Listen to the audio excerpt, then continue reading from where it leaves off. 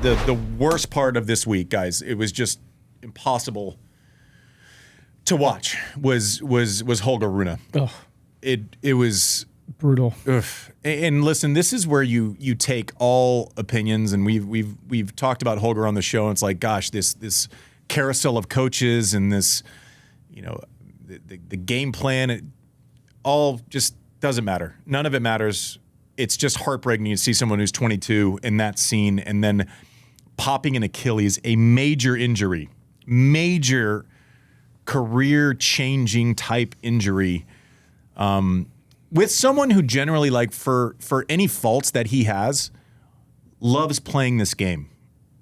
Always shows up, plays a big schedule. You feel like he doesn't mail it in. Now does he get nuts sometimes? Sure, we all do. Mm-hmm. The guy loves this game. And you could see when even the threat of him knowing that he might not be around much in the next year. Devastated. The emotion just fell out of his face. It was just impossible to watch. I hated to see it, JW.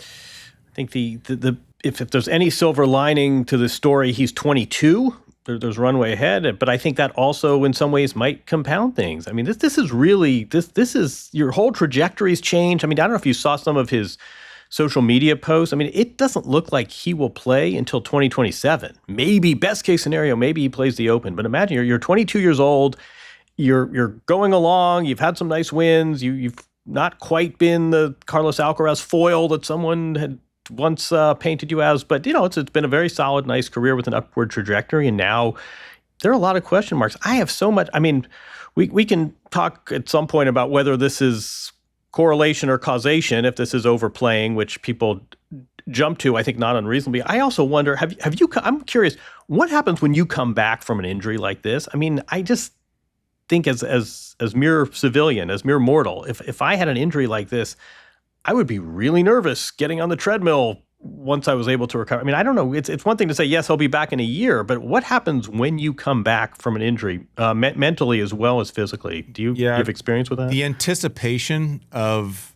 pain is sometimes carries more mental scar tissue than the actual pain when you're coming back. Because there is going to be a point where he has to start taking those steps. And it's a weird thing as an athlete. There is going to be scar tissue. His body is dealing with major trauma right now. So when he comes back, he's like, that hurts. It's like some of it is good hurt because you got to break through some scar tissue. Some of it is bad hurt. So you have to be very aware of the exact feelings that you're having.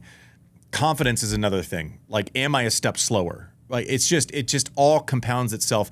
And then not to mention, a lot of times when you're favoring something for this long, which he will be, he will not have direct impact on that leg for months. Yeah.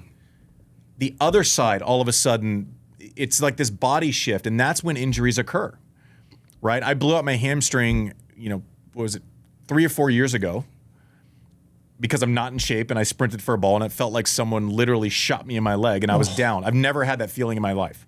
Like, rolled up, done. Like, it's like what you saw with Holger. You instantly know something really bad has happened, right? Not an ankle where you twist it and then you don't know until you take that first step. If you take that first step and you're like, okay, this is 2 days or this is 2 weeks. You can tell that. Instantly knew it. But then the next year, because I'm favoring another leg I get a fracture in my knee twice. So there is all this, to your point, JW, it's not just about the one thing, the entire body, the psyche coming back. If I'm in Holger Rune's camp, like, obviously you got to see how the rehab goes. The one thing I want to establish is that we are not in a rush to get back. Yeah. We are 22. Let's say you want to play till you're 35. Is 2 months going to matter? And the downside of rushing back versus the upside of being completely healthy when you come back, to JW's point, I think is sizable. Do you want to rush back to try to play 3 out of 5 sets? Can you make a run at the U.S. Open, and does it matter if you make it to the round of 16? Mm-hmm. Let's have all of those conversations. Yeah. Or I almost think my goal would be like, hey, listen, let's go hard and let's see if we can't play a couple smaller events at the end of next year. Yeah. Let's go hide in the futures or a challenger or like. So we just hope that he has a good rehab process. We hope that surgery goes well. I mean, it's just heartbreaking to see. And like, there's a lot of chatter about injuries. We talk about it all the time, but it sucks that it takes something this extreme to kind of sober us up about the thing we talk about all the time. Yeah. Well, I think just final perspective on time back. I mean, Aaron Rodgers tore his Achilles, at the beginning of last year in the NFL season, and he's back playing right now for the Steelers, and he's much, much older than Holger. You also have to move much, much less. I'm just saying, at least the pathway forward with science and technology around these surgeries for a 22-year-old is promising, and I hope he takes that away, right? I think, but Kim Clijsters just tore her Achilles, and she had the same thing. She had a sore hamstring on the opposite side of her body from where the injury happened, and that's exactly what Holger that offset, said. He had a sore hamstring, and then he popped the Achilles. But she said she's going to be laid up with her foot elevated for 2 weeks, and then it's from there. She said they're going to get whatever special boot she has off of her in a couple months, and then the main thing is for her not to be worried about the atrophy of her leg. So a lot of it's mental. It sounds a lot of like it's physical. The atrophy is real. Like you can look at someone. Like I saw someone last week, and you can look at someone, and the calf gets higher on that leg. Like the atrophy is real. Wow. Like Sam Querrey did it also, not too long ago. My Achilles right now. But like the atrophy is real. So I don't know if you can affect that. I don't know. My old coach, Larry Stefanki, did it. Really? Achilles rolled up and he's like, my leg was really never the same. Now I'm sure having a major injury, a traumatic injury in the 80s versus now, I mean, the medical technology is night and day from what it was. But like, I don't know, man. Like, you can't run it this hot, and it doesn't mean that every injury is because of the schedule. And we'd be absolute idiots not to say, why don't we have spacing? Why can't we create a schedule for the player's health? Yeah. Long term. I'm not saying that like Holger did this definitely because of the schedule. I can say definitively this schedule is helping absolutely nobody's health. Yeah. Well, Draper and Fritz you have their quotes. took to X to say just the same thing. Draper said injuries are going to happen. We're pushing our bodies to do things that aren't supposed to in elite sports.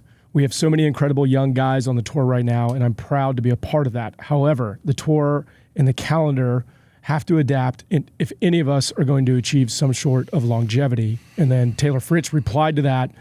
Facts, also seeing more injuries and burnout now than ever before because balls, courts, conditions have slowed down a lot, making the weekly grind even more physically demanding and tough on the body. So, and a bunch of players have stepped out on the women's side because of wear and tear and mental strain also. Yeah, I mean, listen, if you're not playing for a finals berth, like I got to a point where I played 03, 04, basically 01 through 04, like pretty much everything. Davis Cup every week, a million things. 03, I won over 70 matches. 04, I won over 70 matches. That is a massive number of matches. So I don't know how much I lost. I probably played around 85, 90 matches each year. Singles only. That's not including doubles. And it got to the point where I was very eyes wide open that if the space in the schedule wasn't created by the tours, then I just had to create it. So does that mean I get fined if I miss Monte Carlo? Does that mean I get fined if I miss, other tournaments post Miami? So I basically had a pocket in November, December, and sometimes I didn't play World Tour Finals, depending on how much work I needed. So I had to create a pocket in April. It's like, okay, I can hit my fitness hard and build up for the rest of the summer again, right? So I basically, after those things, I can't keep going at this pace. It's just a physical impossibility. Mentally I can show up and I can play and I can kind of get through it, but there has to be a tail mentally as well. But physically, it's like, okay, I'm going to start creating my own space. And so then it's, well, you miss a lot of the clay court seasons. Well, yeah, if I'm going to create space to get my body right, what else would I miss? I'm not missing hard court, not missing grass court. So this isn't that hard to understand, and you have to create your own space. But I'll tell you, I was able to because my ranking was high enough. I wasn't worried about paychecks. I had endorsements. I had a lot of privilege based on my accomplishments up to that point where I could pick and choose my spots, and not everyone can do that. JW. I'm gonna tee you up because I think you hit on it. Part of this is like, hey, listen, I want you to toss do your service toss, but the ball can't come down, and you say that's fucking nuts. There's laws of gravity, and hey, raise interest rates, and I want bond prices to go up too. And you say, well, that's crazy. They go in inverse order. These are laws that you're asking to violate. Cut revenue and this, expect right? the deficit to come down. What? Would that ever happen? No. But I want you to play this ridiculous schedule, and we're going to do carrot and sticks, and part of it's going to be fines, and part of it's going to be bonuses. We're going to send you all across the world, and hey, I need you to remain fully healthy in October. And in a best-case scenario, players like Sinner and Alcaraz say, untenable, I ain't going to Canada for 12 days. And Kasatkina and Francis and other players are saying, listen, I don't care if I get fined. I got to shut this down. Worst case scenario is you have players overplaying and getting hurt. The problem with all this is that outside, you just hit on it, which is outside of the top 15 or 20, players want more opportunities. Players don't want to cut tournaments. If you're ranked number 50, you want more opportunities. And bear in mind too, those are players that have a voice at the ATP level on the board. And so you've got top players saying the schedule is ridiculously long. I'm burning myself out. I'm getting hurt. And you've got a whole cadre of contemporaries who are not reaching finals, who might play one match in Cincinnati and then have a lot of dead time. They're saying, I want more opportunities. I think, I think it's not perfect. There may be some holes in it. I think your fall proposal deserves a re-tee up. I think you kind of hit on a solution here. There's a million moving parts. I don't know if you still hold it. Absolutely. One, at what point do we have a sober view? And I've been beating this drum. Didn't know if I was going to be right, but 12 days at every Masters 1000 sucks. Sucks. To your point, JW, it sucks for the top players. It sucks for the players that play one match and then have to kill time for 12 days before the next event. Yeah. It is not working. Players are not less injured because of this. It's just not happening. Yeah. And now it's like we're going to find our pockets, and the pockets are going to be Shanghai, and the pockets are going to be, the Canada is in a precarious spot after Wimbledon. If people are playing a big schedule into that, you're going to get more pullouts from these events if they're 12 days versus, listen, I can go in and play 2 weeks before the U.S. Open. 2 weeks now means I can play Cincinnati. Yeah. Whatever it might be. I think what you were trying to tee me up for, JW, is and I know some of you keyboard warriors are going to bring up the one time in 1997 where a 250 actually affected who made World Tour finals. Great. 97 or 98% of the time, especially with the way that 250s are valued now, where you can only count a certain amount of them and they're largely irrelevant for the top players after, you win one or two. World Tour finals should end, and then all of the 250s that we just talked about, Brussels with FAA, Almaty, Nordic Open, why can't these exist after World Tour finals? Why can't we have a wraparound season where these go for a month and it solves for what JW is talking about with more players want more opportunities? Great, then go do it. And then the top players can, if they choose to play Six Kings or some other exhibition, they're already not playing these other things. Then they can't complain about the schedule being too long anymore. Yeah. Because it's not wedged into the middle of the year. And they have to fill some space. They have to play something before World Tour finals if it ends, in the back half of November. You can't not play. I mean, something's got to give. We got to move World Tour. We have to have a goal to be done by November 1st if you're a top player. Then pushing through the finish line feels okay, right? Doing that last push, I can wrap my head around grinding for the last month. Now, if that's 2 months plus Davis Cup afterwards, which Sinner's never going to get away from because Italy is going to be good forever, or Alcaraz, whatever. I mean, we get to World Tour finals, and then we're talking about Davis Cup after that. Yeah. And then people are going to be pissed if you pull out of anything. What? And then you're putting that on the players where everyone's pissed at them. And then the United Cups right after that to start the season. It's just ridiculous. You can have a wraparound season every single fall 250 should be after World Tour finals. And if it's not every single one, it should be the majority of them. And people are like, oh, well, there's contracts in place. At some point, we're going to have to unwind something for progress. Yeah. There's a lot of people with a lot of money who would love the opportunity to start from scratch with this thing.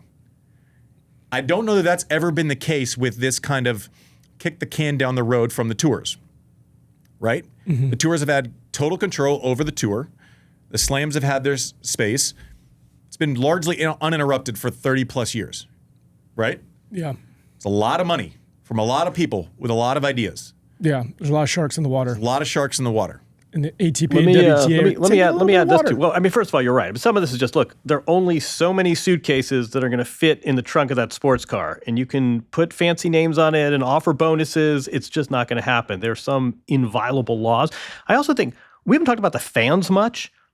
One of the great assets of the NFL is scarcity, right? There's 17 games. You can't go see it every single day of the week. There's a long off season when you have anticipation and you have chatter. Maybe it's better for the tennis business model to actually make fans miss it. Absolutely. Anyway, it's a pre-model. You can't follow it. Like it's too much. It's too much. It's too much. You can't follow it 12 months a year. Like, you have to give, to JW's point, you have to give people a chance to miss it. We should be having shows where we're hyping up, like, I cannot wait for the tennis season to start. Yeah. I can't wait for it. We're going, oh, fuck, it just ended.